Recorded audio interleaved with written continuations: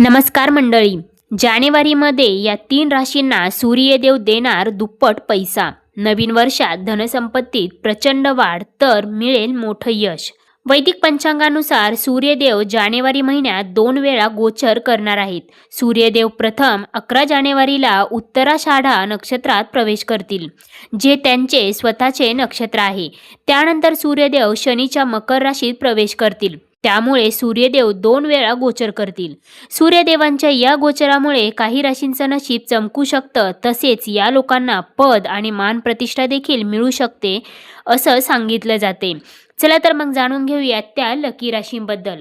परंतु त्याआधी तुम्ही आपल्या चॅनेलवरती नवीन असाल तर चॅनेलला सबस्क्राईब करा, सोबतच बेल आयकॉनलाही क्लिक करा, जेणेकरून आमच्या लेटेस्ट व्हिडिओचं नोटिफिकेशन तुमच्यापर्यंत पोहोचेल आणि तुम्ही एक पण व्हिडिओ मिस करणार नाही. सूर्यदेव हे आपल्या सूर्यमालेतील तेजस्वी तारा असून हिंदू धर्मात त्यांना प्रत्यक्ष देवता मानले जाते, जे प्रकाश आणि ऊर्जेचा स्रोत आहे, ज्यांची पूजा पंचदेवतांमध्ये केली जाते आणि त्यांना आरोग्य, समृद्धी व जीवनाचा आधार मानतात. ते कश्यप ऋषी आणि आदितीचे पुत्र असून रामायण महाभारतातील प्रमुख व्यक्तिमत्वांचे आध्यात्मिक पिता आहेत.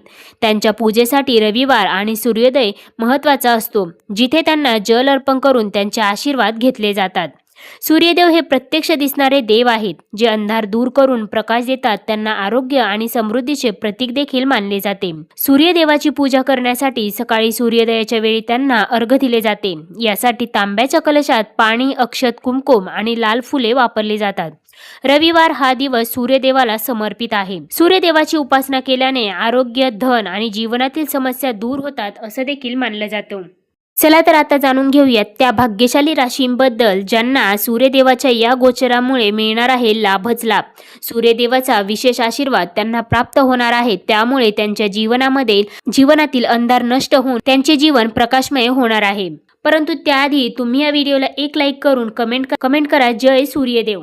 सगळ्यात पहिली भाग्यशाली राशी आहे ती म्हणजे मेष रास. मेष राशीसाठी सूर्यदेवांचे राशी बदलणे आणि नक्षत्र बदलणे फायदेशीर ठरू शकते, कारण सूर्यदेव आपल्या गोचर कुंडलीनुसार कामधंद्याच्या स्थानावर भ्रमण करतील. त्यामुळे या काळात तुम्हाला कामधंद्यात विशेष प्रगती मिळू शकते. त्यासोबतच कार्यक्षेत्रात वरिष्ठांचे सहकार्य देखील मिळेल आणि तुमचा मान सन्मान देखील वाढेल. या काळात करिअर आणि शिक्षणातही चांगल्या संधी मिळतील. त्यासोबतच परदेशात जाऊन शिक्षण घेण्याचे तुमचे जर स्वप्न असेल किंवा नोकरी करण्याचे तुमचे स्वप्न असेल तर ते स्वप्न देखील या काळामध्ये नक्कीच पूर्ण होऊ शकते. आर्थिक स्थितीत सुधारणा होईल. पगार वाढण्याची देखील शक्यता आहे. त्याचबरोबर नोकरीत बढती देखील मिळू शकते. तसेच वडिलांशी तुमचे संबंध आणखी मजबूत होतील आणि या काळामध्ये तुम्हाला तुमच्या वडिलांचे पूर्ण सहकार्य देखील प्राप्त होईल. त्यासोबतच सूर्यदेवाची विशेष कृपा या काळात तुमच्यावरती राहत आहे. त्यामुळे तुम्हाला या काळामध्ये चारही बाजूने लाभ प्राप्त होणार आहे. त्यानंतरची पुढची भाग्यशाली रास आहे ती म्हणजे धनुरास.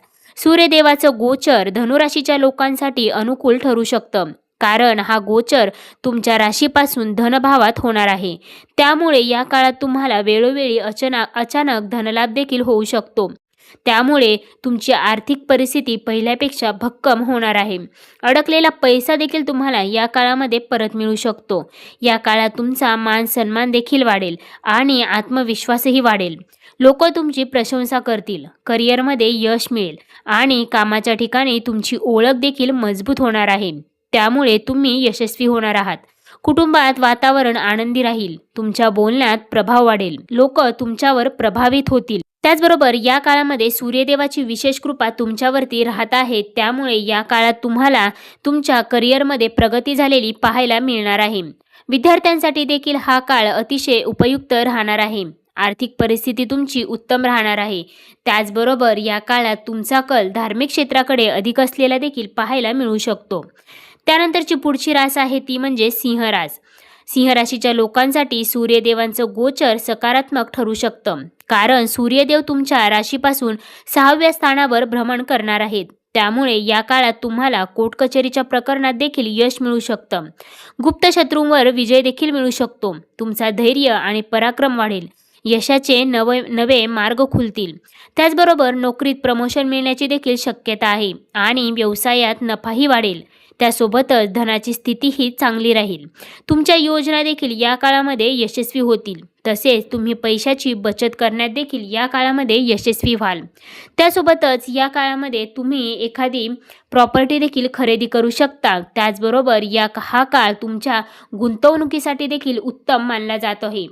या काळात तुम्ही गुंतवणूक करू शकता, त्यामुळे त्याचे तुम्हाला भविष्यात चांगले रिटर्न्स प्राप्त होतील. त्यासोबतच सूर्यदेवाची विशेष कृपा तुमच्यावरती राहत असल्यामुळे या काळामध्ये ज्या लोकांचे लग्न ठरत नाहीये त्यांच्यासाठी लग्नाचे योग्य प्रस्ताव देखील येऊ शकतात आणि त्यांचे लग्न देखील ठरू शकते. त्यानंतरची पुढची रास आहे ती म्हणजे वृषभ रास. वृषभ राशीच्या लोकांसाठी सूर्यदेवाचं गोचर अतिशय फायदेशीर ठरणार आहे. वृषभ राशीच्या लोकांनी मागील काही वर्षात ज्या गोष्टींसाठी सतत मेहनत घेतली पण यश मिळालं नाही त्या आता सहज मिळू लागतील.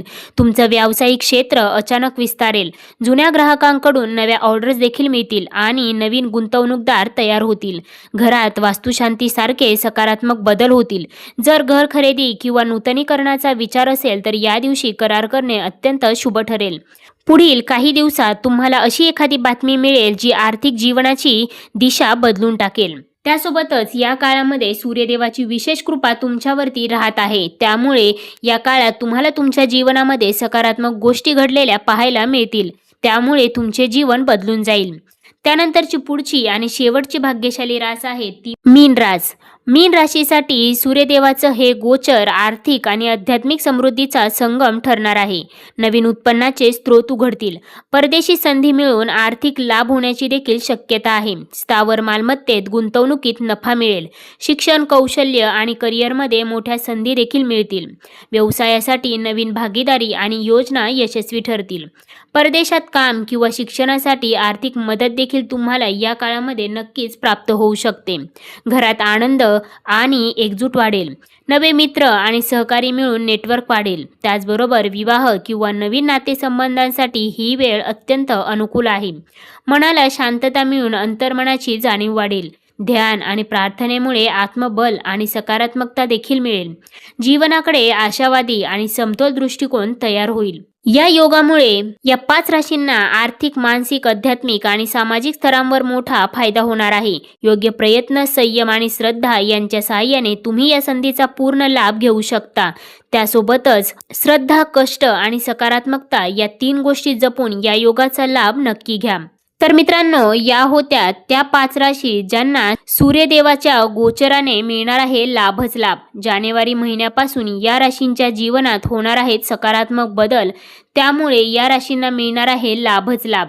यामध्ये तुमच्याही राशीचा समावेश आहे का? कमेंट करून नक्की सांगा. आजचा हा व्हिडिओ तुम्हाला कसा वाटला तेही कमेंट करून नक्की सांगा. पुन्हा भेटूया अशाच प्रकारच्या माहितीपूर्ण व्हिडिओसोबत. तोपर्यंत धन्यवाद.